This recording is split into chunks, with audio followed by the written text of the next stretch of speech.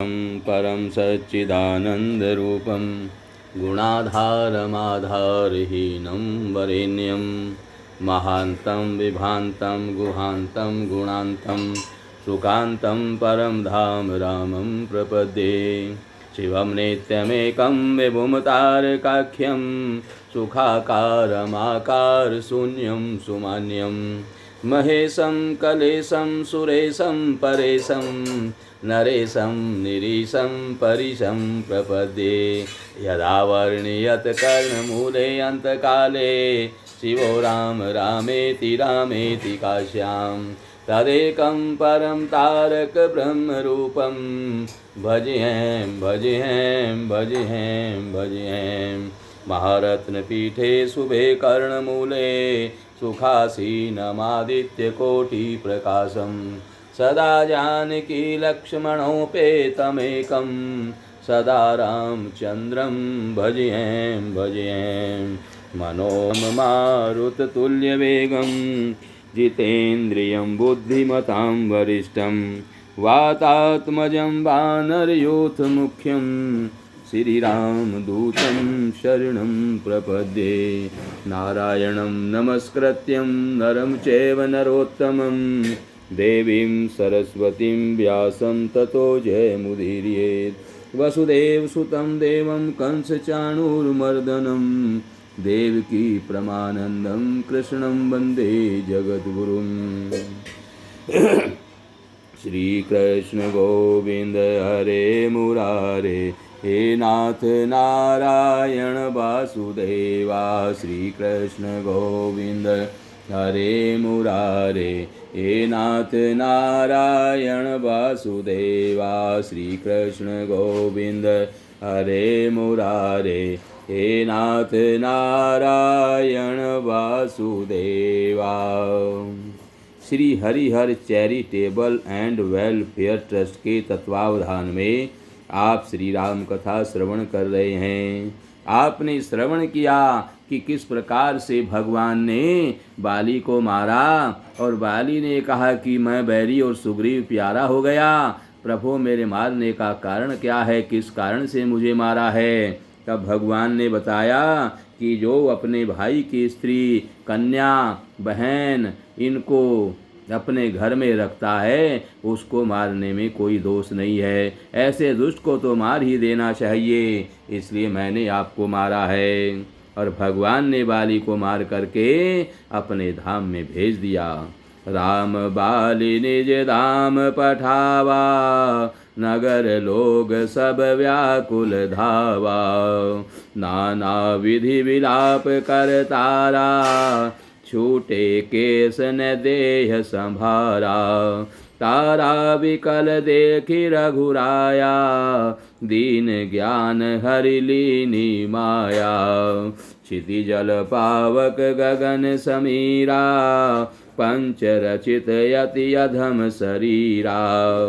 प्रगट सोतनु तब आगे सोवा जीव नित्य कही लगी तुम रोवा। उपजा ज्ञान चरण तब लागी जी लीने सी परम भगति वर मांगी। उमा दारु जो सित की नाई सबई न चावत राम गोसाई। तब सुग्रीवहु आय सुदीना मृतक कर्म विधिवत सब कीना। राम कहा अनुजई समुझाई राज देहु सुग्रीव ही जाई। रघुपति चरण नाई करी माथा चले सकल प्रेरित रघुनाथा। इस प्रकार से भगवान श्री रामचंद्र जी ने बाली को मार करके अपने धाम को भेज दिया। नगर के सब लोग व्याकुल होकर के दौड़े। बाली की स्त्री तारा अनेकों प्रकार से विलाप करने लगी। उसके बाल बिखरे हुए हैं और देह की संभाल नहीं है। तारा को व्याकुल देख करके श्री रघुनाथ जी ने उसे ज्ञान दिया और उसकी माया यानी अज्ञान को हर लिया। उन्होंने कहा, पृथ्वी जल अग्नि आकाश और वायु इन 5 तत्वों से यह अत्यंत अधम शरीर रचा गया है। वह शरीर तो प्रत्यक्ष तुम्हारे सामने सोया हुआ है और जीव नित्य है। फिर तुम किसके लिए रो रही हो? जब ज्ञान उत्पन्न हो गया तब वह भगवान के चरणों लगी और उसने परम भक्ति का वर मांग लिया। शिव जी कहते हैं कि हे उमा, स्वामी श्री राम जी सबको कठपुतली की तरह नचाते हैं। तदंतर श्री राम जी ने सुग्रीव को आज्ञा दी और सुग्रीव ने विधिवत बाली का सब मृतक कर्म किया। तब श्री रामचंद्र जी ने छोटे भाई लक्ष्मण को समझा करके कहा कि तुम जाकर सुग्रीव को राज्य दे दो। श्री रघुनाथ जी की प्रेरणा यानी आज्ञा से सब लोग श्री रघुनाथ जी के चरणों में मस्तक नवा करके चले। मंगल भवन अमंगल हारी, द्रवहु सो दशरथ अजिर बिहारी। लक्ष्मण तुरंत बोलाए पुरजन विप्र समाज, राजुदीन सुग्रीव कहें अंगद कहें युवराज। सियावर राम जय जय राम, मेरे प्रभु राम जय जय राम। मंगल भवन अमंगल हारी, द्रवहु सो दशरथ अजिर बिहारी। श्री राम जय जय राम, श्री राम जय जय राम। लक्ष्मण जी ने तुरंत ही सब नगर निवासियों को और ब्राह्मणों को समाज को बुला लिया और उनके सामने सुग्रीव को राज्य और अंगद को युवराज पद दे दिया। हे पार्वती, भगवान शिव कहते हैं कि जगत में श्री राम जी के समान हित करने वाला गुरु पिता माता बंधु और स्वामी कोई नहीं है। देवता मनुष्य और मुनि सबकी यह रीति है कि स्वार्थ के लिए ही सब प्रीति करते हैं। जो सुग्रीव दिन रात बाली के भय से व्याकुल रहता था, जिसके शरीर में बहुत से घाव हो गए थे और जिसकी छाती चिंता के मारे जला करती थी, उसी सुग्रीव को उन्होंने बानरों का राजा बना दिया। श्री रामचंद्र जी का स्वभाव अत्यंत ही कृपालु है। जो लोग जानते हुए भी ऐसे प्रभु को त्याग देते हैं, वे क्यों न विपत्ति के जाल में फंसे। फिर श्री राम जी ने सुग्रीव को बुला लिया और बहुत प्रकार से उन्हें राजनीति की शिक्षा दी। फिर प्रभु ने कहा, हे वानरपति सुग्रीव सुनो, मैं 14 वर्ष तक गांव बस्ती में नहीं जाऊंगा। ग्रीष्म ऋतु बिताकर वर्षा ऋतु आ गई है, अतः मैं यहाँ पास ही पर्वत पर टिक रहूंगा। तुम अंगद सहित राज्य करो। मेरे काम का हृदय में सदा ध्यान रखना, क्योंकि अभी बरसात में पहाड़ों पर आना जाना दुर्लभ है। इसलिए तब तक तुम और जब राज्य का करो और मेरा ध्यान रखना। इसके बाद जब सुग्रीव जी घर लौट आए, तब श्री रामचंद्र जी परवर्षण पर्वत पर जाकर के टिके। देवताओं ने पहले से ही उस पर्वत की गुफा को सुंदर बना दिया था, सजा करके रखा हुआ था। उन्होंने सोच रखा था कि कृपा की खान श्री राम जी कुछ दिन यहाँ आकर के निवास करेंगे। सुंदर वन फूला हुआ अत्यंत सुशोभित है। मधु के लोभ से भौरों के समूह गुंजार कर रहे हैं। जब से प्रभु आए तब से वन में सुंदर कंद मूल फल और पत्तों की बहुतायत हो गई है। मनोहर और अनुपम पर्वत को देखकर देवताओं के सम्राट श्री राम जी छोटे भाई सहित वहाँ रह गए। देवता सिद्ध और मुनि भौरों पक्षियों और पशुओं के शरीर धारण करके प्रभु की सेवा करने लगे। जब से रमापति श्री राम जी ने वहाँ निवास किया, तब से वन मंगल स्वरूप हो गया। सुंदर स्फटिक मणि की एक अत्यंत उज्ज्वल शिला है, उस पर दोनों भाई सुखपूर्वक विराजमान हैं।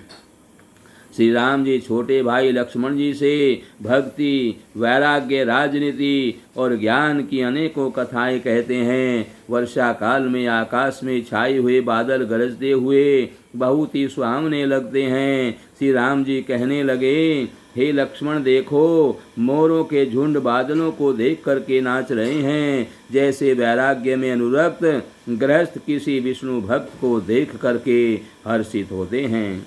आकाश में बादल घुमड़ घुमड़ कर और घोर गर्जना कर रहे हैं। प्रिया यानी सीता जी के बिना मेरा मन डर रहा है। बिजली की चमक बादलों में ठहरती नहीं, जैसे दुष्ट की प्रीति स्थिर नहीं रहती। बादल पृथ्वी के समीप आकर नीचे उतर कर के बरस रहे हैं, जैसे विद्या पाकर विद्वान नम्र हो जाता है और बूंदों की चोट पर्वत कैसे सहते हैं, जैसे दुष्टों के वचन संत लोग सहते हैं। छोटी नदियां भरकर किनारों को तुड़ाती हुई चली, जैसे थोड़े धन से भी दुष्ट इतरा जाते हैं, मर्यादा का त्याग कर देते हैं। पृथ्वी पर पड़ते ही पानी गदला हो गया है, जैसे शुद्ध जीव के माया लिपट गई हो। जल एकत्र होकर तालाबों में भर रहा है, जैसे सद्गुण एक एक कर सज्जन के पास चले आते हैं। नदी का जल समुद्र में जाकर वैसे ही स्थिर हो जाता है, जैसे जीव श्री हरि को पाकर अचल यानी आवागमन से मुक्त हो जाता है। पृथ्वी घास से परिपूर्ण होकर हरी हो गई है, जिससे रास्ते समझ नहीं पड़ते हैं। जैसे पाखंड मत के प्रचार से सदग्रंथ गुप्त लुप्त हो जाते हैं। चारों दिशाओं में मेंढकों की ध्वनि ऐसी शोभायमान लगती है, ऐसी सुहावनी लगती है, मानो विद्यार्थियों के समुदाय वेद पढ़ रहे हों।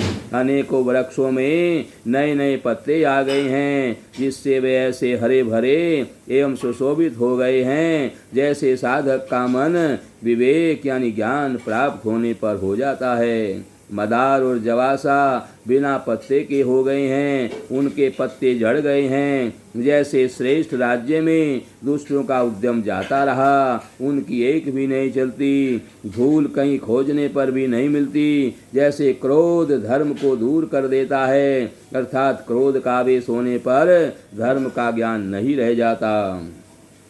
अन्न से युक्त लहलाती हुई खेती से हरी भरी पृथ्वी कैसी शोभायमान हो रही है, जैसी उपकारी पुरुष को संपत्ति। रात के घने अंधकार में जुगनू शोभा पा रहे हैं, मानो दंभियों का समाज आकर के जुट गया हो। भारी वर्षा से खेतों की क्यारियां फूट चली हैं, जैसे स्वतंत्र होने से स्त्रियां बिगड़ जाती हैं। जैसे चतुर किसान खेतों को निरा रहे हैं, उनमें से घास आदि को निकाल कर फेंक रहे हैं। जैसे विद्वान लोग मोह मद और मान का त्याग कर देते हैं और चक्रवाक पक्षी दिखाई नहीं दे रहे हैं, जैसे कलयुग को पाकर धर्म भाग जाता है। ऊसर में वर्षा होती है, पर वहाँ घास तक नहीं उगती। जैसे हरि भक्त के हृदय में काम उत्पन्न नहीं होता है।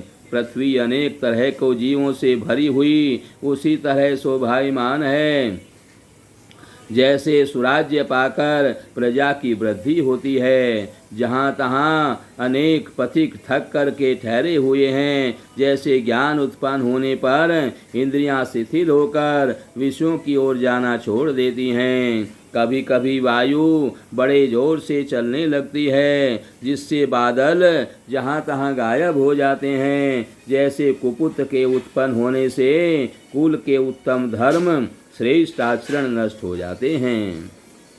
कभी बादलों के कारण दिन में घोर अंधकार छा जाता है और कभी सूर्य प्रकट हो जाते हैं। जैसे कुसंग पाकर ज्ञान नष्ट हो जाता है और सुसंग पाकर उत्पन्न हो जाता है। हे लक्ष्मण देखो, वर्षा बीत गई और परम सुंदर शरद ऋतु आ गई। फूले हुए काश से सारी पृथ्वी छा गई, मानो वर्षा ऋतु ने काश रूपी सफेद बालों के रूप में अपना बुढ़ापा प्रकट किया है। अगस्त के तारे ने उदय होकर मार्ग के जल को सोख लिया है, जैसे संतोष लोभ को सोख लेता है। नदियों और तालाबों का निर्मल जल ऐसी शोभा पा रहा है, जैसे मद और मोह से रहित संतों का हृदय होता है। नदी और तालाबों का जल धीरे धीरे सूख रहा है, जैसे ज्ञानी विवेकी पुरुष ममता का त्याग करते हैं। शरद ऋतु जानकर खंजन पक्षी आ गए हैं, जैसे समय पाकर सुंदर सुकृत आ जाते हैं, यानी पुण्य प्रकट हो जाते हैं। न कीचड़ है न धूल है, इससे धरती निर्मल होकर ऐसी शोभा दे रही है, जैसे नीति निपुण राजा की करनी। जल के कम हो जाने से मछलियां व्याकुल हो रही हैं। जैसे मूर्ख या विवेक शून्य कुटुंबी ग्रस्त धन के बिना व्याकुल होता है। बिना बादलों का निर्मल आकाश ऐसा शोभित हो रहा है जैसे भगवत भक्त सब आशाओं को छोड़कर सुशोभित होते हैं। कहीं कहीं विरले स्थानों में शरद ऋतु की थोड़ी थोड़ी वर्षा हो रही है, जैसे कोई विरले ही मेरी भक्ति पाते हैं। शरद ऋतु पाकर राजा, तपस्वी, व्यापारी और भिखारी क्रम से विजय, तप, व्यापार और भिक्षा के लिए हर्षित होकर नगर छोड़कर चले। जैसे श्री हरि की भक्ति पाकर चारों आश्रम वाले नाना प्रकार के साधन रूपी श्रमों को त्याग देते हैं। जो मछलियाँ अथाह जल में हैं वे सुखी हैं। जैसे श्री हरि की शरण में चले जाने पर एक भी बाधा नहीं रहती। कमल के फूलों से तालाब कैसी शोभा दे रहा है, जैसे निर्गुण ब्रह्म सगुण होने पर शोभित होता है। भोरे अनुपम शब्द करते हुए गुंजार कर रहे हैं तथा पक्षियों के नाना प्रकार के शब्द सुंदर हो रहे हैं। रात्रि देखकर चकवे के मन में वैसे ही दुख हो रहा है जैसे दूसरे की संपत्ति देखकर दुष्ट को होता है। और पपिया रट लगाए है, उसकी बड़ी प्यास है। जैसे श्री शंकर जी का द्रोही सुख नहीं पाता, सुख के लिए झीकता रहता है। शरद ऋतु के ताप को रात के समय चंद्रमा हरण कर लेता है। जैसे संतों के दर्शन से पाप दूर हो जाते हैं। चकोरों के समुदाय चंद्रमा को देखकर इस प्रकार टकटकी लगाए हैं, जैसे भगवत भक्त भगवान को पाकर उनके निर्निमेष नेत्रों से दर्शन करते हैं। मच्छर और डांस जाड़े के डर से इस प्रकार नष्ट हो गए, जैसे ब्राह्मण के साथ बैर करने से कुल का नाश हो जाता है। वर्षा ऋतु के कारण पृथ्वी पर जो जीव भर गए थे वे शरद ऋतु को पाकर वैसे ही नष्ट हो गए, जैसे सद्गुण के मिल जाने पर संदेह और भ्रम के समूह नष्ट हो जाते हैं। वर्षा बीत गई, निर्मल शरद ऋतु आ गई और परंतु हे तात सीता की कोई खबर नहीं मिली। एक बार कैसे भी पता पाऊं तो काल को भी जीतकर पल भर में जानकी को ले आऊं। कहीं भी रहे यदि जीती होगी तो हे तात यत्न करके मैं उसे अवश्य लाऊंगा। राज्य, खजाना, नगर और स्त्री पा गया, इसलिए सुग्रीव ने भी मेरी सुधि बुला दी। जिस बाण से मैंने बाली को मारा था उसी बाण से कल उस मूढ़ को मारूं। शिव जी कहते हैं कि हे उमा, जिनकी कृपा से मद और मोह छूट जाते हैं उनको कहीं स्वप्न में भी क्रोध हो सकता है। यह तो केवल लीला मात्र है। ज्ञानी मुनि जिन्होंने श्री रघुनाथ जी के चरणों में प्रीति मान ली है, प्रीति जोड़ ली है, वे ही इस चरित्र लीला रहस्य को जानते हैं। लक्ष्मण जी ने जब प्रभु को क्रोध युक्त जाना तब उन्होंने धनुष चढ़ाकर बाण हाथ में ले लिए। तब दया की सीमा श्री रघुनाथ जी ने छोटे भाई लक्ष्मण जी को समझाया, हे तात सखा सुग्रीव को केवल भय दिखला करके ले आओ, उसे मारने की बात नहीं है। जिसको मैं एक बार अपनी शरण में ले लेता हूँ फिर मैं कभी उसको त्यागता नहीं हूँ। ऐसे शरणागत वत्सल भगवान श्री राम हैं।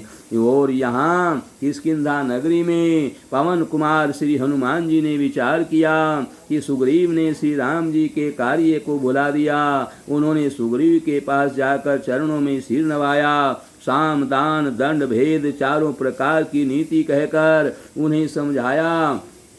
हनुमान जी के वचन सुनकर सुग्रीव ने बहुत ही भय माना और कहा, विषयों ने मेरे ज्ञान को हर लिया। अब हे पवन सुत, जहाँ जहाँ वानरों के यूथ रहते हैं वहाँ दूतों के समूह को भेजो और कहला दो कि एक पखवाड़े में यानी 15 दिनों में जो न आएगा उसका मेरे हाथों वध होगा। तब हनुमान जी ने दूतों को बुलाया और सबका बहुत सम्मान करके सबको भय, प्रीति और नीति दिखलाई। सब बंदर चरणों में सिर नवा करके चले। इसी समय लक्ष्मण जी नगर में आए। उनका क्रोध देखकर बंदर जहाँ तहाँ भागे। तदंतर लक्ष्मण जी ने धनुष चढ़ाकर कहा कि नगर को जलाकर अभी राख कर दूंगा। तब नगर भर को व्याकुल देख करके बाली पुत्र अंगद जी उनके पास में आए। अंगद ने उनके चरणों में सिर नवाकर विनती करी, क्षमा याचना मांगी। तब लक्ष्मण जी ने उनको अभय बहा दी, भुजा उठा करके कहा कि डरो मत। सुग्रीव ने अपने कानों से लक्ष्मण जी को क्रोध युक्त सुनकर भय से व्याकुल होकर अत्यंत ही व्याकुल होकर के कहा कि हनुमान सुनो, तुम तारा को साथ लेकर जाओ, विनती करके राजकुमार को समझाओ, समझा बुझा करके शांत करो। और हनुमान जी ने तारा सहित जाकर लक्ष्मण जी के चरणों की वंदना करी और प्रभु के सुंदर यश का बखान किया। वे विनती करके उन्हें पहले महल में ले आए और चरणों को धोकर उन्हें पलंग पर बैठाया। तब वानर राज सुग्रीव ने उनके चरणों में सिर नवाया और लक्ष्मण जी ने हाथ पकड़कर उनको गले से लगा लिया। सुग्रीव ने कहा, हे नाथ, विषय के समान और कोई मद नहीं है। यह मुनियों के मन में भी क्षण मात्र में मोह उत्पन्न कर देता है। फिर मैं तो विषयी जीव ही ठहरा। सुग्रीव के विनय युक्त वचन सुनकर लक्ष्मण जी ने सुख पाया और उनको बहुत प्रकार से समझाया। तब पवन सुत हनुमान जी ने जिस प्रकार सब दिशाओं में दूतों के समूह गए थे वह सब हाल सुनाया। तब अंगद आदि वानरों को साथ लेकर और श्री राम जी के छोटे भाई लक्ष्मण जी को आगे करके अर्थात उनके पीछे पीछे सुग्रीव हर्षित होकर चले और जहाँ रघुनाथ जी थे वहाँ पर गए। और उसके बाद में श्री रघुनाथ जी के चरणों में सिर नवाकर हाथ जोड़ करके सुग्रीव ने कहा, हे नाथ, मुझे कुछ भी दोष नहीं है। हे देव, आपकी माया अत्यंत ही प्रबल है। आप जब दया करते हैं हे राम तभी यह छूटती है। हे स्वामी, देवता मनुष्य और मुनि सभी विषयों के वश में हैं। फिर मैं तो पामर पशु और पशुओं से भी अत्यंत कामी बंदर हूँ। स्त्री का नयन बाण जिसको नहीं लगा, जो भयंकर क्रोध रूपी अंधेरी रात में भी जागता रहता है, क्रोधांध नहीं होता है, और लोभ की फांसी से जिसने अपना गला नहीं बंधाया। हे रघुनाथ जी, वह मनुष्य आप ही के समान है। ये गुण साधन से नहीं प्राप्त होते, आपकी कृपा से ही कोई कोई इन्हें पाते हैं।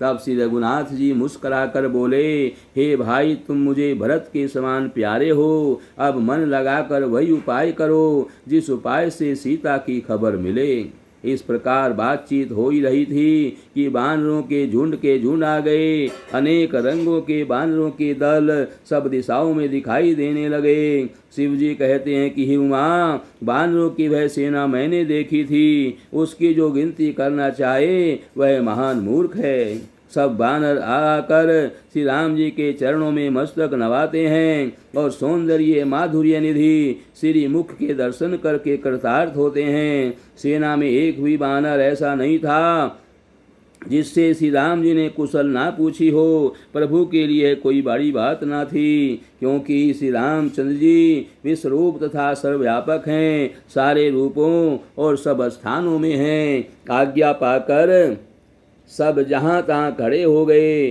तब सुग्रीव ने सबको समझा करके कहा कि हे वानरों के समूहों, यह श्री रामचंद्र जी का कार्य है और मेरा निहोरा अर्थात मेरा अनुरोध है। तुम चारों ओर जाओ और जाकर जानकी को खोजो, और हे भाई, महीने भर में वापस आ जाना। जो महीने भर की अवधि बिताकर बिना पता लगाए ही लौट आवेगा, उसे मेरे द्वारा मरवाते ही बनेगा, अर्थात मुझे उसका वध करवाना ही पड़ेगा। तब सुग्रीव के वचन सुनते ही सब वानर तुरंत जहाँ तहाँ भिन्न भिन्न दिशाओं में चल दिए। अब सुग्रीव ने अंगद, नल, हनुमान आदि प्रधान योद्धाओं को बुलाया और कहा, हे धीर बुद्धि और चतुर नील, अंगद, जामवान और हनुमान, तुम सब श्रेष्ठ योद्धा मिलकर दक्षिण दिशा को जाओ और सब किसी से सीता जी का पता पूछना।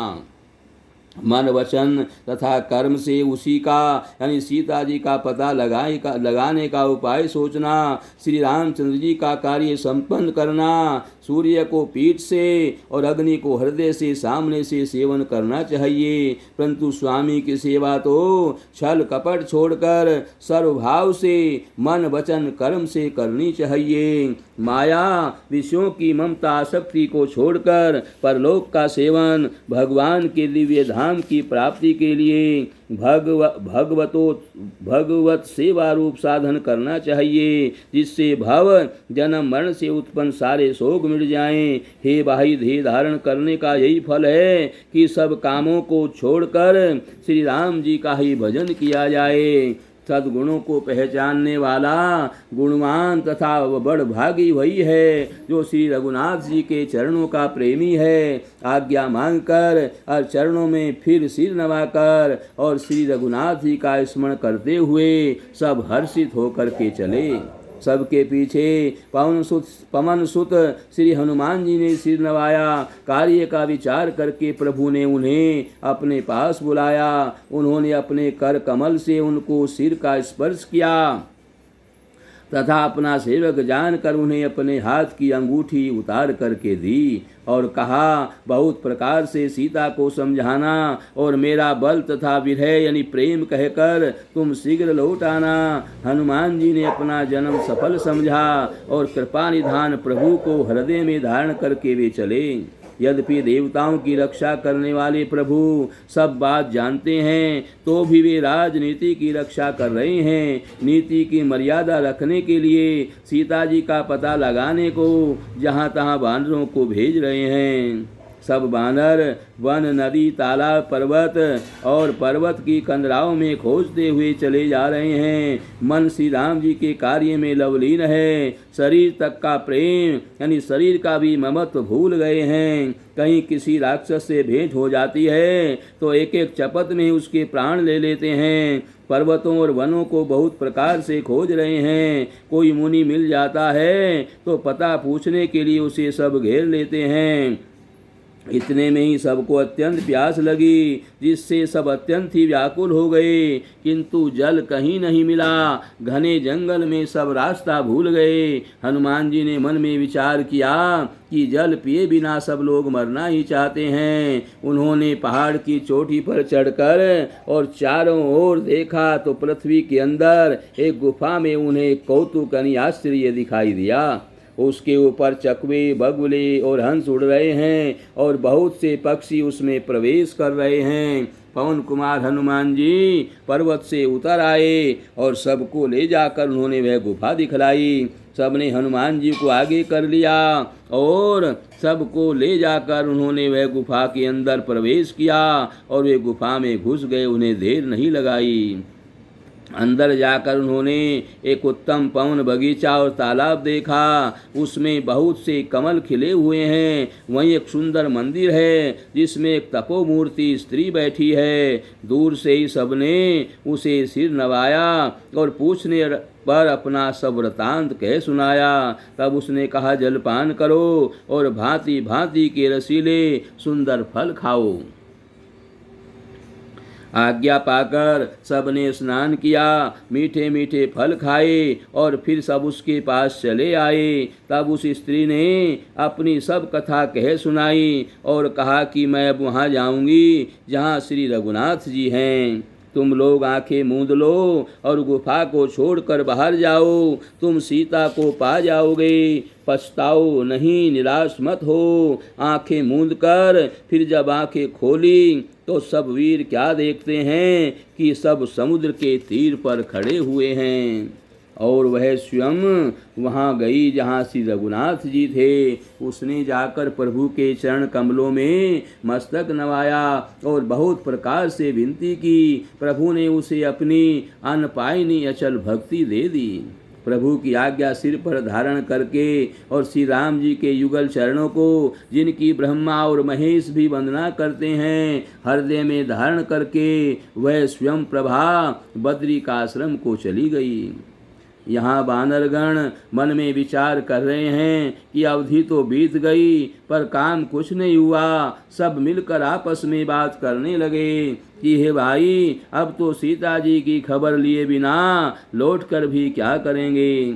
अंगद ने नेत्रों में जल भर करके कहा कि दोनों ही प्रकार से हमारी मृत्यु है। यहाँ तो सीता जी की सुध नहीं मिली और वहाँ जाने पर वानर राज सुग्रीव हमें मार डालेंगे।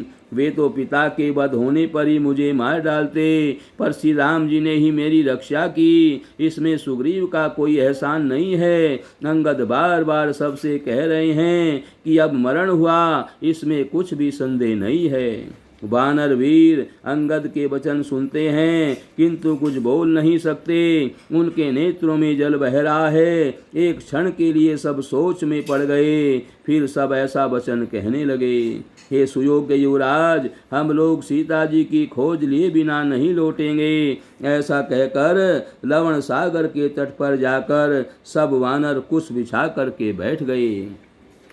जामवान ने अंगद का दुख देखकर विशेष उपदेश की कथाएं कही। वे बोले, हे तात, श्री राम जी को मनुष्य ना जानो, उन्हें निर्गुण ब्रह्म अजय और अजन्मा समझो। हम सब सेवक अत्यंत बड़भागी हैं जो निरंतर सगुण ब्रह्म श्री राम जी में प्रीति रखते हैं।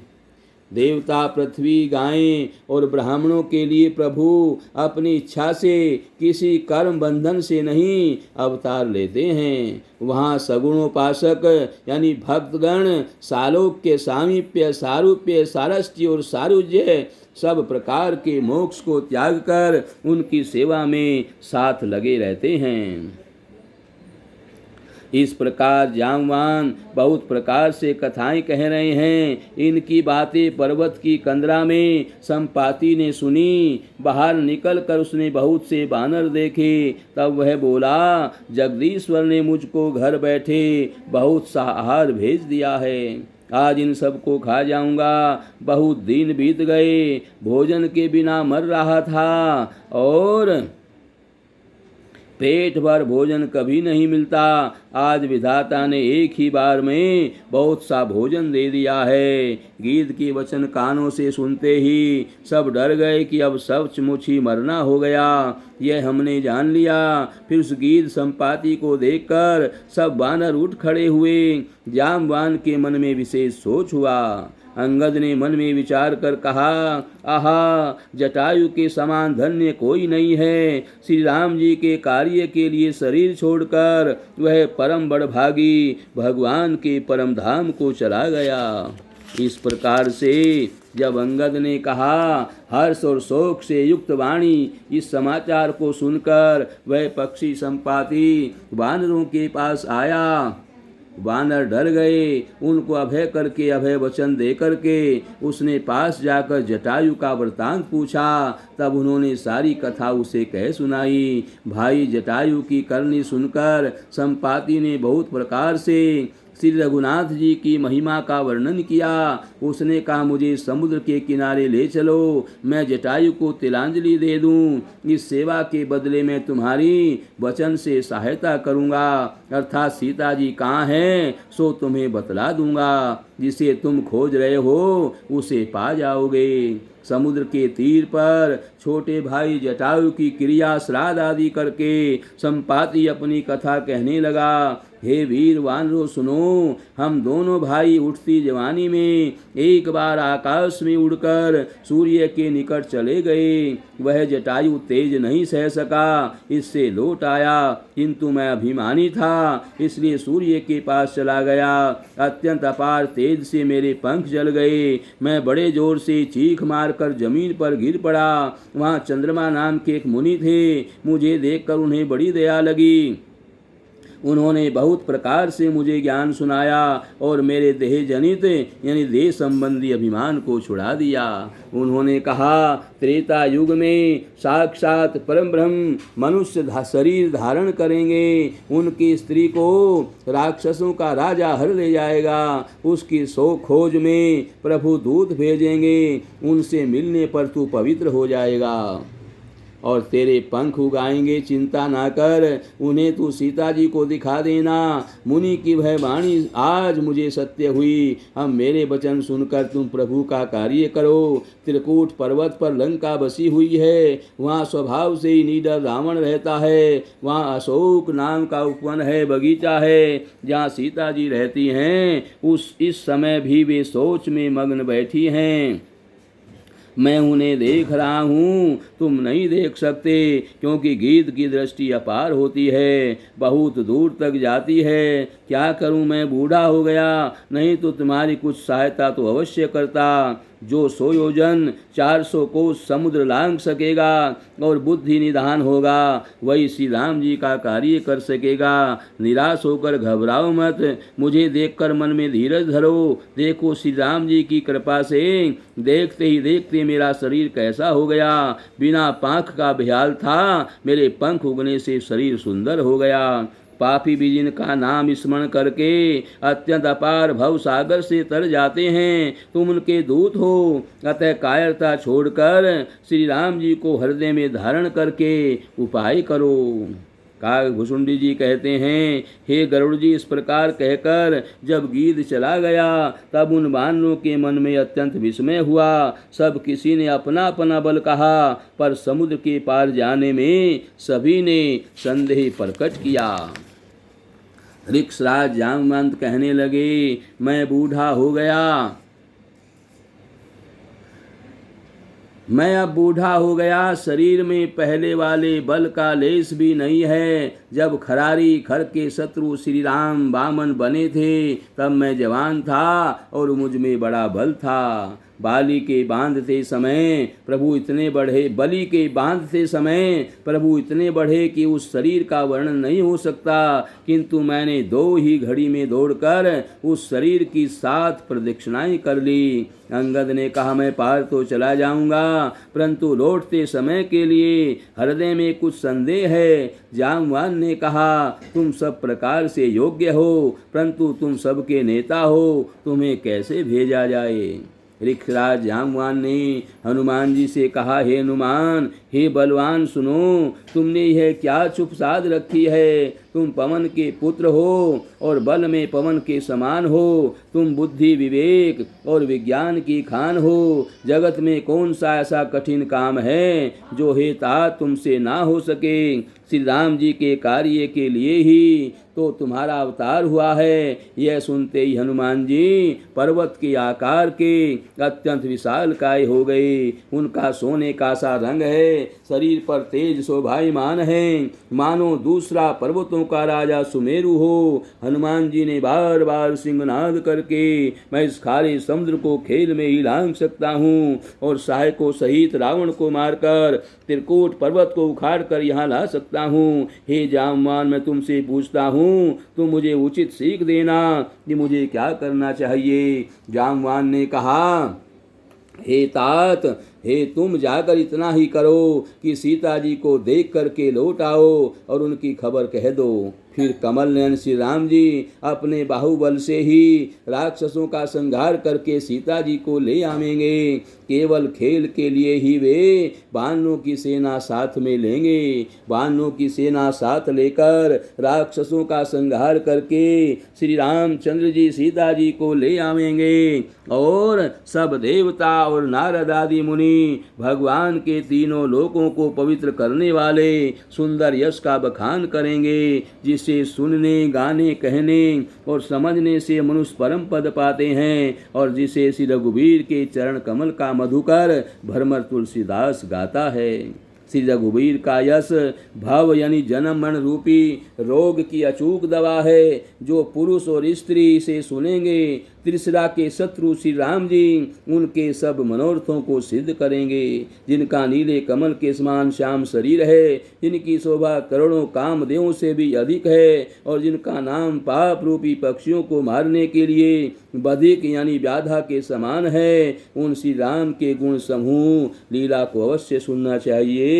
इनकी लीला कथा को श्रवण करके मनुष्य के पाप नष्ट हो जाते हैं और उसको परम पद की प्राप्ति होती है। यहीं पर पर कथा का विश्राम है। कल आगे की कथा आप श्रवण करेंगे। हनुमान जी लंका में जाकर के किस प्रकार से सीता जी की खोज करेंगे, सीता जी का पता लगाएंगे और क्या क्या लीला हनुमान जी करेंगे, ये सब आप आगे की कथा में श्रवण करेंगे। श्री राम जय राम जय जय राम, श्री राम जय राम जय जय राम, श्री राम जय राम जय जय राम, श्री राम जय राम जय जय राम, श्री राम जय राम जय जय राम, श्री राम जय राम जय जय